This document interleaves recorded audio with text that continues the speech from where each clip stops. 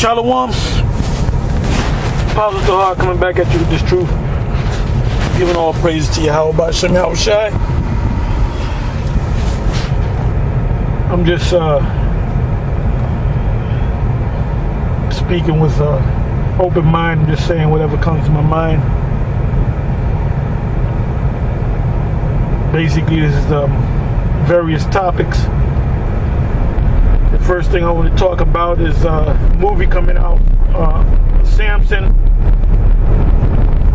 and I came across a teaser to the movie on YouTube, and the first thing in my mind is I'm not going to go see this movie, but I said let me check out the trailer. And the opening scene where the so-called Philistines oppressing the children of Israel, and you hear the presenter in the background, or the narrator, speaking about how the children of Israel were oppressed, and that someone came out of from the tribe of Dan, which they got that right, the tribe of Dan of the nation of Israel. And it jumped to a couple of different scenes, and then it went to the scene of him fighting the 1,000 Philistine soldiers. And what the first thing I noticed was that the Philistine soldiers were Edomites. You devils want to be every fucking thing, don't you? You want to be every goddamn thing. You know? If you know anything about history, biblical history, you would know that the Philistines came out of Mizraim, which are, you know them as the so-called Egyptians. The word Egyptian is a Greek word. So the Philistines came out of the so-called Egyptians. They were known for their height. Anyway, you see a scene of Samson fighting against the Egyptians, pretty much beating their asses, throwing them in the air, knocking them, you know, knocking the shit out of them. Well, I noticed that the guy that played Samson, he had long hair, but he didn't have braids. He didn't have his hair locked up in braids. When you read the scriptures, he was born the angel, which didn't give the name to Manoah and Manoah's wife, which is the father of Samson. He said, "You have a boy," and I believe, I'm just going by memory, "You have a son, and this son will be a Nazarite until death." Meaning, when you go to Numbers, the 6th chapter, it speaks about the law of the Nazarite. The Nazarite means separate.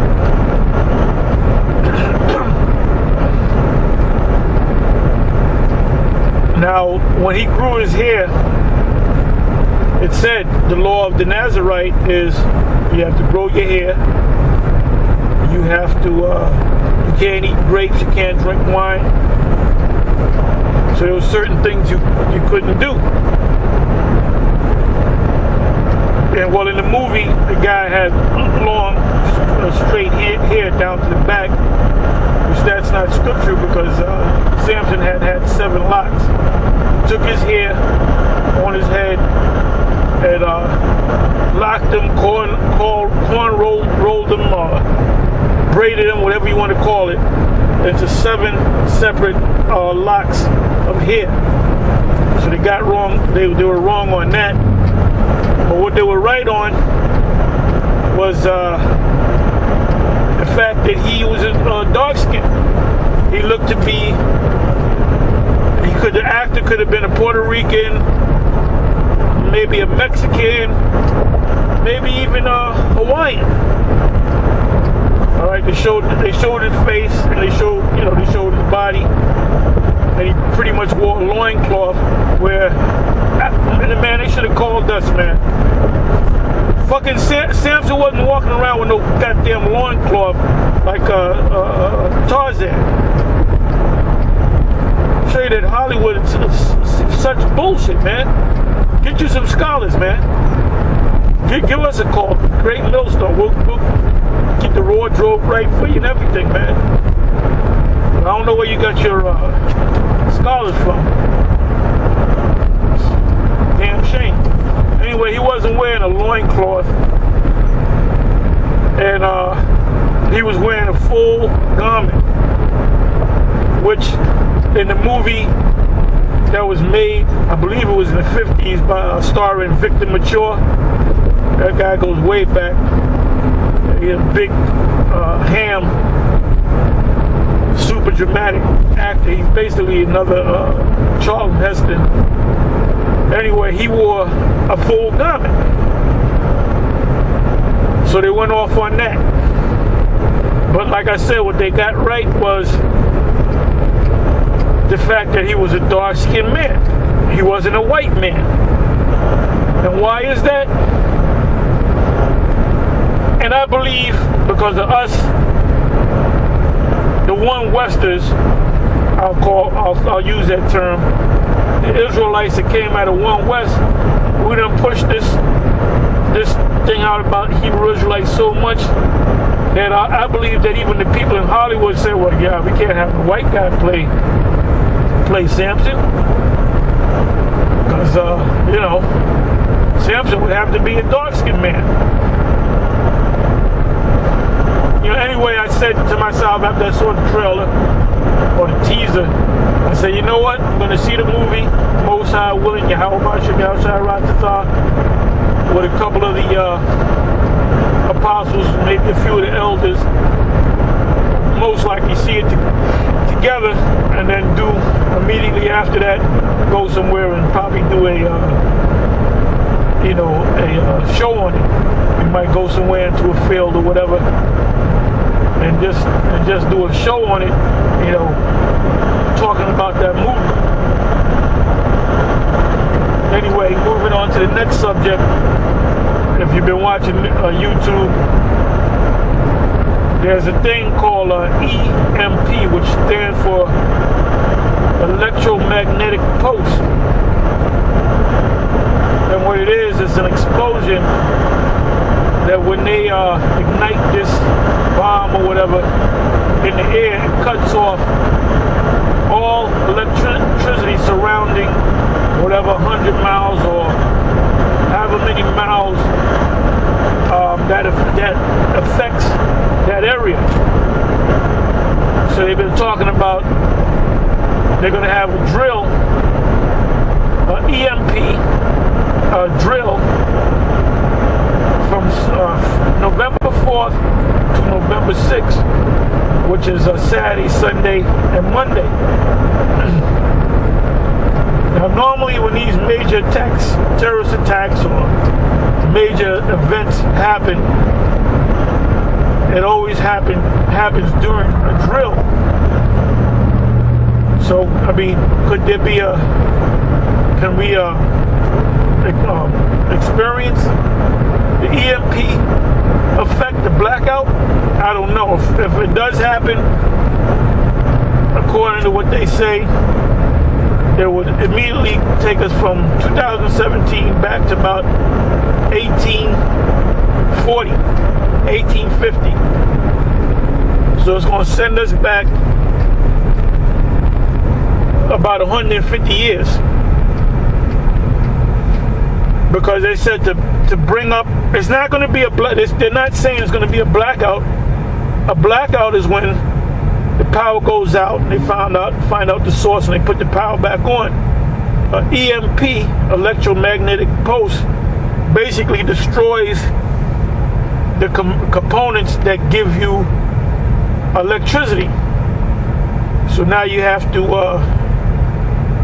fix everything that's been damaged by the EMP. So I mean, we'll see. You know, today is Thursday, November November 2nd.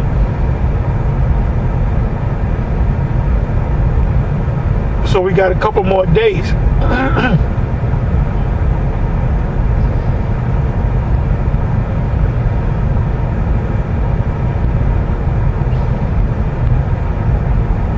You know,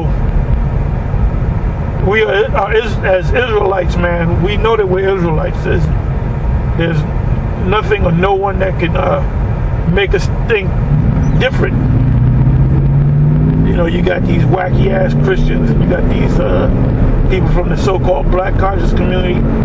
There's nothing you can tell us to make us say, oh, we just woke up. We just had an epiphany. We're not Israelites. No, we know that we're the Israelites.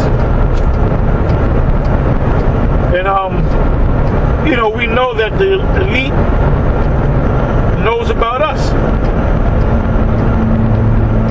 And there's nothing you can do, the elite or whoever. There's nothing you can do to turn back the hands of time.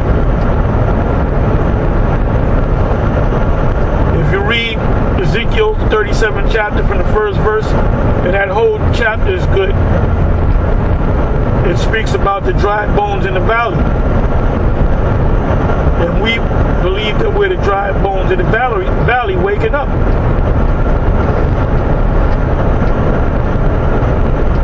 It speaks about us in Revelation 11th chapter.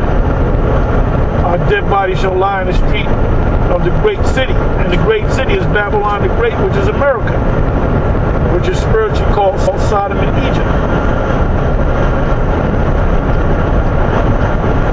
And the ones of you that woke up to the fact that you're an Israelite and you went back to sleep and went back to being a Christian or a Muslim or whatever the hell you were prior to being an Israelite, well, the Most High took that spirit from you. He completely took that spirit from you, man. He gave you a strong delusion that you may believe a lie.